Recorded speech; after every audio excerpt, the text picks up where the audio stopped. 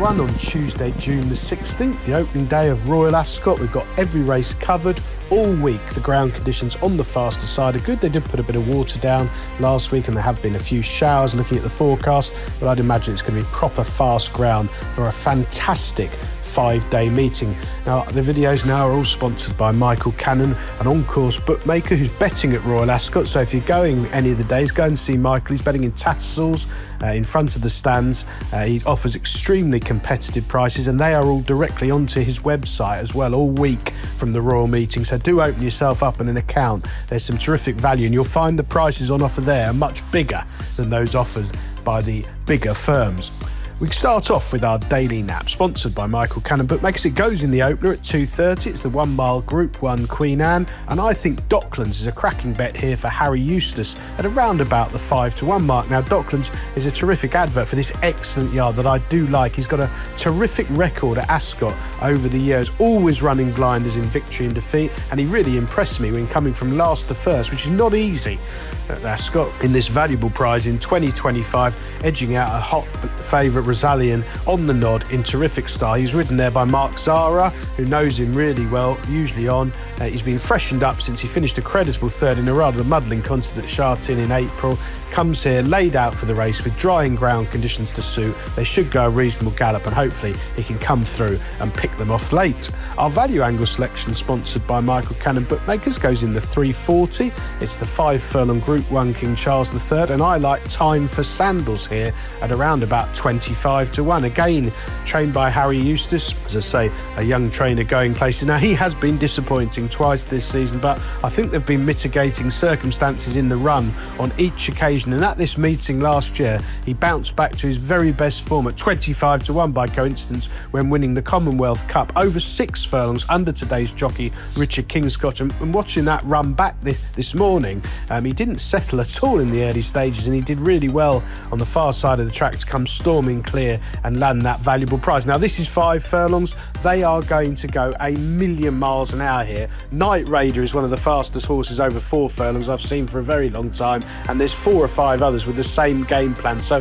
they really can't help but go at least a stride too quick. I think it's set up for something flying through late off the back, and hopefully that is Time for Sandals bouncing back to his best 3rd start of the season. I certainly think he's overpriced at around about the 25-1 mark again in 2026. The remaining 5 races at the Royal meeting, we'll spin through them in time order, starting with the Coventry at 3:05, a 6 furlong Group 2 for 2-year-olds. I think it's impossible to compare the form lines here. It always is every year. Usually Aidan O'Brien dominates, but the market hasn't missed his horses, as they never do, in fairness, at the Royal meeting. It looks a wide open race. I think Cutter Dash, a token selection, but 16-1 does make some appeal. He really impressed me when winning at York on his debut in May, despite some signs of inexperience, and it's quite unusual for Richard Hannon to have first time out 2-year-old winners. Usually they build momentum through their first few runs and peak later on, so the fact that Cutter Dash was a well-backed winner of quite a strong-looking race at York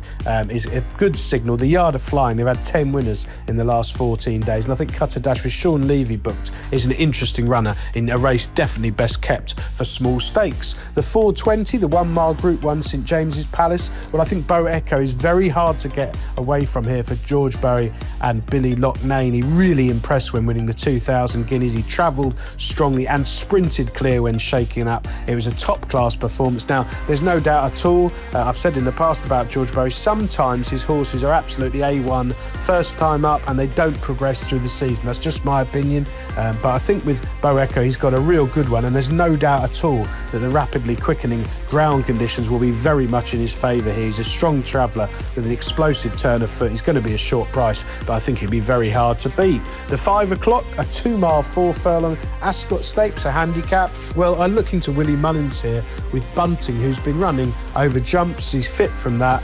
He's a high-class performer when he gets his conditions, a smooth traveller. He's got the very good claimer Harry Viggers booked for the ride. Originally Loughnane was booked, but they put this boy up who's a very useful claimer, and that £7 might just make all the difference. Stamina no issue and he won't mind the ground, but it's a very trappy and wide open race for small stakes. The 5:35, the Wolferton, a 1 mile 2 furlong listed contest. I like Hartem here, again from the red hot Richard Hannon yard. I thought his return at Goodwood was extremely eye-catching at listed level. It was a sighter for the future. He fell out the stalls and then pulled hard under restraint for the first half of that contest, moved menacingly up into things 3 furlongs out, and then got tired at the furlong pole, hardly given a good time at all. But it was a very eye-catching run. James Doyle booked the drying ground ideal for him. Ascot absolutely perfect. I think Hartem is the clear standout form choice for this listed prize. And finally the 6:10. It doesn't get any easier. The Copper Horse handicap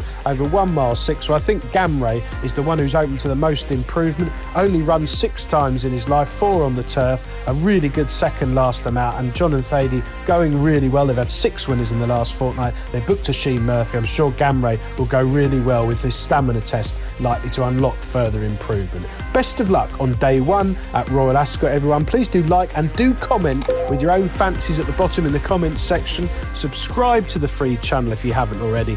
Do check out our sponsor, Michael Cannon Bookmakers. Open yourself up an account. The link's on the page there. And as I say, have a look at the prices on offer this week, direct from the track on Michael's board in Tattersalls. And if you are going, do go and say hello and say you've discovered Michael from watching these videos.